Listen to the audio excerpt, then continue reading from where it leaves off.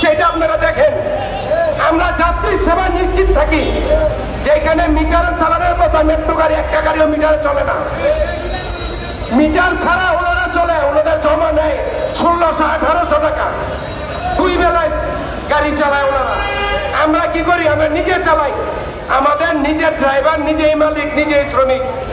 আমরা কম ভাড়ায় নিয়ে যাই, এজন্য মেট্রো ড্রাইভার থেকে শুরু করে মেট্রো মালিকরাও আমাদের বন্ধ করার পায়তারা শুরু করছে।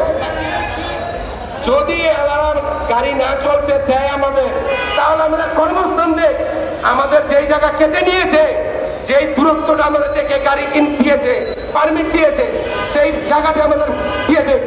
আমরা মহানগরের ভিতরে থাকবো, মেট্রোতে ঢুকবো না। আমার নারায়ণগঞ্জ থেকে ঢাকা মেডিকেল আসতে আসা লাগবে, মেট্রো গাড়ি এখানে যায় না।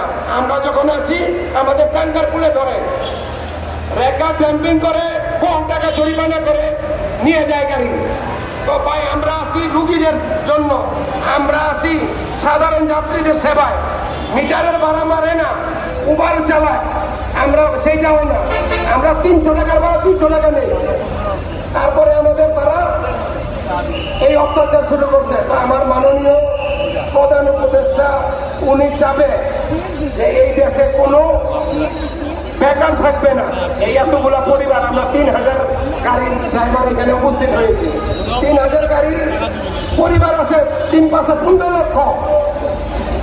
এই পরিবারগুলি কোথায় যাবে? আপনারা যদি আমাদের আজকে এই বৈষম্য থেকে টাকা থেকে বের করে দেন।